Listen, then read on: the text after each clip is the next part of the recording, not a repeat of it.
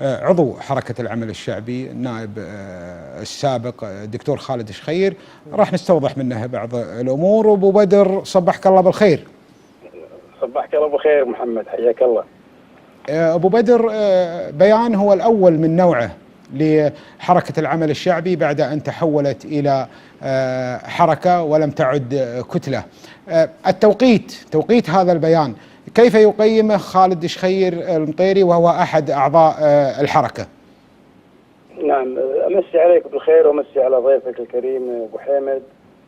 هذا البيان جاء توقيته مع إعلان كتلة العمل الشعبي تحولها من كتلة إلى حركة، وهذا البيان جاء للتأكيد على مواقف الحركة السابقة، وهو التأكيد على ما تضمنته البيانات الأغلبية السابقة من التمسك بمبادئ وأسس أصبحت ثابتة لدى الحركة، وهي الحكومة المنتخبة ووقف الملاحقات السياسية للنواب والشباب والمغردين والقوى السياسية. نعم. انتهاء بإسقاط مرسوم الصوت الواحد والعودة إلى إرادة الأمة الحقيقية، وهو قانون الانتخاب السابق رقم 42 على 2006 الذي أقر مجلس الأمة في قاعة عبد الله السالم بالتوافق مع الحكومة نفسها. نعم. دكتور تفضل. هذا البيان جاء للتأكيد على مواقف كتلة العمل الشعبي التي تحولت إلى حركة، وتأكيد على مواقفها السابقة. نعم. دكتور خالد، اليوم وأنا تابع تويتر ربما شاهدت أنت بعض التغريدات قبل شوي، الكثيرون يسألون الوصول إلى حكومة منتخبة بأي آليات، كان يعني لديهم بعض الاستفسارات في هذا الإطار. كيف ترد وأنت أحد أعضاء الحركة دكتور خالد؟ احنا ذكرنا أن هذا الأمر يتم عبر الانتقال للنظام البرلماني المتكامل الذي يشمل إشهار الهيئات السياسية والتعددية السياسية والقوائم النسبية وتداول الديمقراطي للسلطة، بحيث تكون الحكومة نتاج لانتخابات حرة ونزيهة. أخوي سعد، أنا بس أحب أوضح نقطة مهمة للمشاهدين، أن المادة 56 ما حددت من يكون رئيس مجلس الوزراء. نعم، هو حق أصيل لصاحب السمو، ولكن هناك 4 خيارات لأمراء الكويت المتعاقبين: إما يختار شيخ من ذرية مبارك، أو يختار شيخ ليس من ذرية مبارك الصباح، أو عضو مجلس الأمة، أو أحد أفراد الشعب ما يكون عضو مجلس الأمة.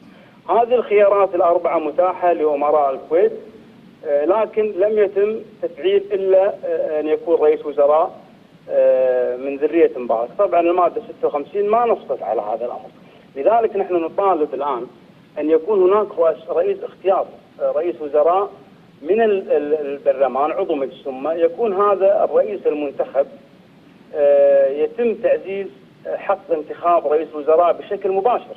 نعم. وهذا الأمر يتم من خلال تعديل الدستور. نعم. دكتور خالد، باختصار سؤال أخير، ماذا عن الحوار؟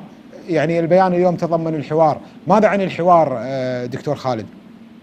حركة العمل الشعبي يعني ترفض رفضا مطلقا، يعني أن يكون هناك حوار مع السلطة بأي شكل من الأشكال. عدا السلطة، يعني لا نتكلم عن السلطة، الحوار بمجمله يعني مع أطراف أخرى، مع مكونات سياسية. مع منو بالضبط يعني حوار؟ مع السلطة؟ لا، مع مثلا مكونات سياسية، مع تيارات سياسية، مع شخصيات. هذا الأمر تم. يعني احنا اليوم ما نريد أن نكرر الأمور ولا نعيد يعني ما تكلمنا عنه في السابق. الأغلبية اجتمعت في السابق وأقرت ودعت جميع الكتل والتيارات السياسية والشخصيات في ديوان البراك للاتفاق على الحوار والاتفاق على نقاط مهمة جدا. نتج عن هذا الاجتماع اللي حصل في ديوان النائب السابق مسلم البراك الاتفاق على الحكومة المنتخبة ووقف الملاحقات السياسية وإسقاط مرسوم الصوت الواحد. أخوي سعد، اليوم الشعب الكويتي يعتقد إن كان هناك حوار فالكل يتفق على هذه الأمور، فإحنا يعني حوار على ماذا؟ يعني المطالب واضحة. إحنا هذا الحوار تم الدعوة له من قبل الأغلبية في ديوان مسلم البراك، اتفق المجتمعون. يعني إحنا اليوم حتى نطرح مبادرة ندعو للناس للحوار، وهذا الأمر حصل في ديوان مسلم البراك. نعم. دعينا الكل، التيارات السياسية، الكتل، الشخصيات العامة، وحصل اجتماع في ديوان البراك. تلا هذا الاجتماع اجتماعات متلاحقة، صار فيها حوار، صار فيها تبادل الآراء، اتفقوا المجتمعين على النقاط الثلاثة. فلذلك أنا أعتقد أن مرحلة الحوار مرحلة يعني طفناها بخطوات. نحن الآن في وضع آليات لتحقيق المطالب اللي تم الاتفاق عليها. نعم واضح دكتور خالد، بس عندي ضيفنا عبد العزيز ابو حيمد اذا لك مداخله تعقيب. ما عندك. اذا مشكور دكتور خالد على هذه الايضاحات، مشكور على هذا التوضيح، وتصبح على خير ابو بدر.